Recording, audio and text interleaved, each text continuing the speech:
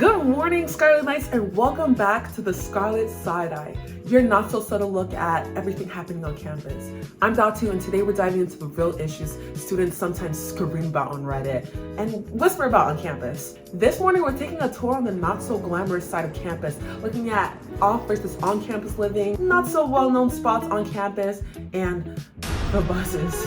I'm gonna hand this off to Clarina to get more into that. Take it away. Hey guys, I'm Clarina Xavier and I'm a freshman here at Rutgers, majoring in computer science. But over this semester, there was one difficulty that I had, and that was with the buses. So for me personally, it was with the weekend buses. Sometimes when I took the weekend 1, the bus drivers would follow the weekend 2 route, and then I'm just gonna get to my location an hour later. So I'm here currently at the Hill Center on Bush, and we're gonna get opinions from other students about what they think of these buses. We're going to get opinions from on-campus students and off-campus students who take the C bus and the other buses to get to their classes. Are you an on-campus or an off-campus student? I live on campus. Alright, which campus do you live in? I live on Cook Douglas. On campus. Okay, where do you know? Starkey on the Cook Dog campus. I'm on campus. I live in the quads at Livingston. Off campus. Yeah, we both commute. What is one question you'd like to ask the bus drivers if you had the opportunity to ask them? I say how frequently the buses actually makes a full rotation of the route. How often do they do that? What are your hours? Is there a lot of physical strain involved in your job because you're sitting for such long hours? Why do they randomly disappear without really telling anyone? What is one difficulty that you experience with the buses? The consistency in the arrival of the buses. I think just buses coming on time, and also the frequency. Actually, if it's not during peak class hours, then it's just difficult to find the bus you need. I've been late, really late because of the bus. Them not being on time, and the capacity, it's full most of the time, especially on the Bush campus for the H bus. Yeah. Since I don't take the buses a lot, I'm not really used to the bus schedule and stuff like that. So I kind of am just waiting for whatever bus to come, and also how packed they are. Yeah. Because sometimes it's really hard to get a bus right when I need to go to my class or whatever. I find that a lot of the times when I'm trying to plan for a class, I need to plan for the worst case scenario of the bus taking 30 minutes to an hour to even show up in the first place.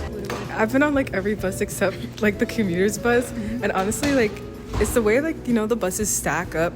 All the LXs will come at one time, and then I'm waiting for a BL bus and a BL bus won't come, or a Rexel I feel is non-existent. It'll come when it wants to come. So it's just really annoying. What is the longest time you've waited for a bus? Maybe 30 minutes. An hour and a half.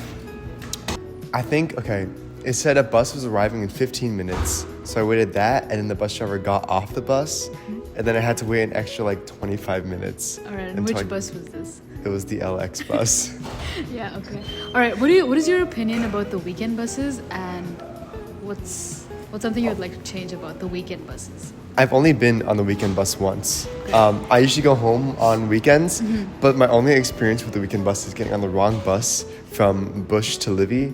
So instead of going straight there, I went from Bush to College Ave to Cook Doug, back to College Ave to Livy. And it was the worst experience ever. Alright guys, that's all we got for you guys from Livingston and the Hill Center. Thank you for watching. Thank you, Clarina.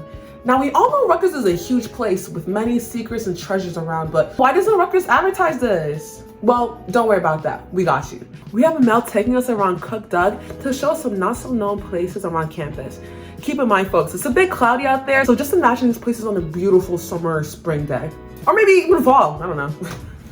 Hello, Rutgers. I am Emel Duman. I'm a sophomore in this beautiful university that we are in, and today we are discovering the hidden gems in Cook Doug. And right now we're on Passion Puddle that has a legend that says if you take your lover here and then you walk 3 times around it, you will be bound together for life. But if you were to break up, then you have to come back here, kind of schedule. It's still gonna be a little awkward, and walk backwards 3 times and undo that little bound that you did. I know it's a little awkward, but you gotta do what you gotta do.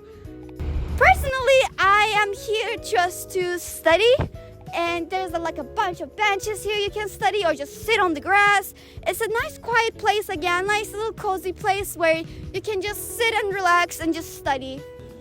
Alright Rutgers, and today we're in Cook Douglas and Laurie classroom. This is a little secret garden that is not really known by a lot of people. You probably walk past here and you have no idea. During the struggling times of students, little places like these really make it worth it.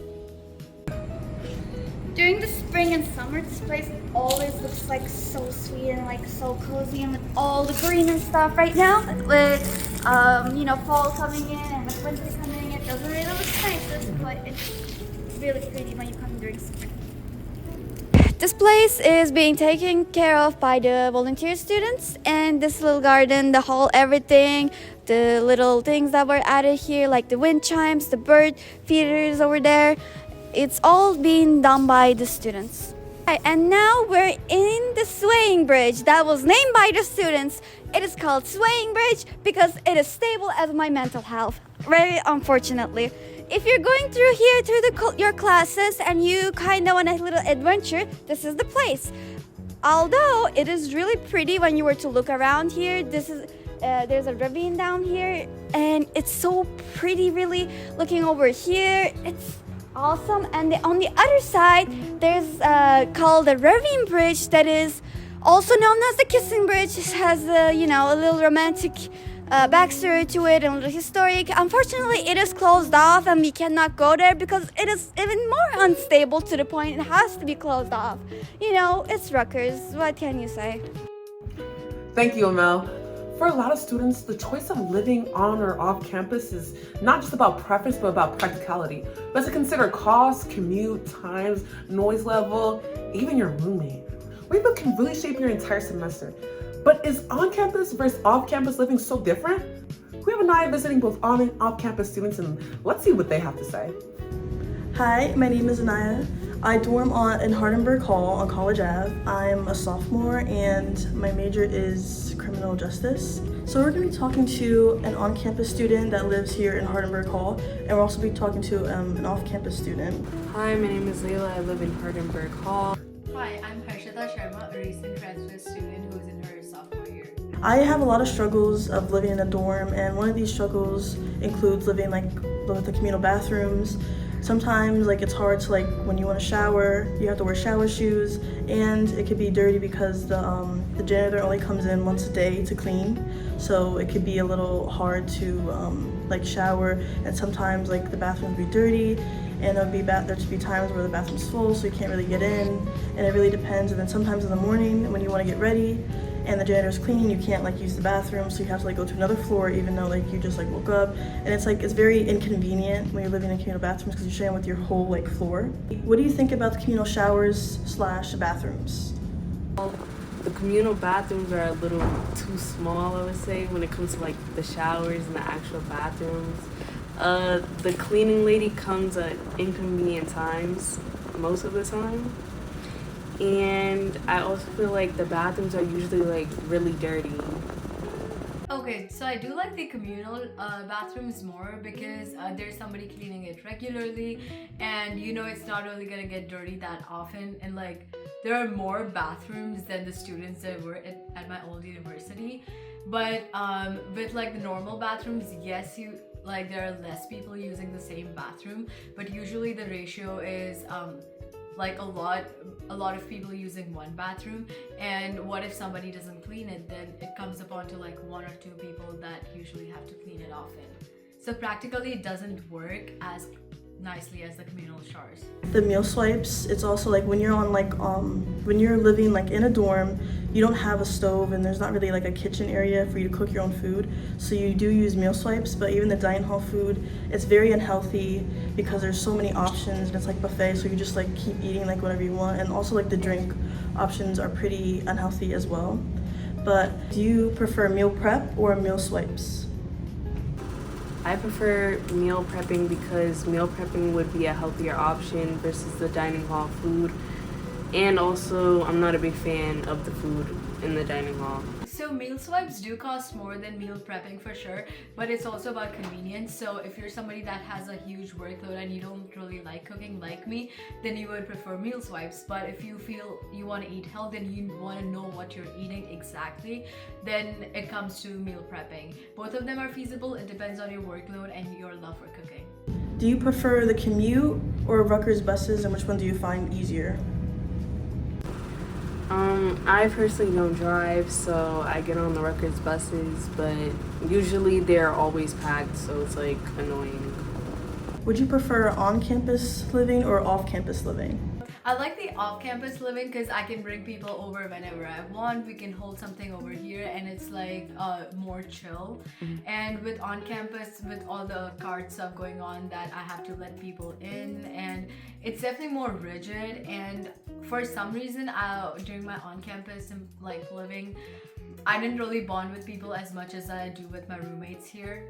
So on-campus dorms also have the events going on, which is really nice to bond with people. So maybe the first few years should be spent in dorms where you get to know people, but for more comfort, you can shift to off-campus for your later years.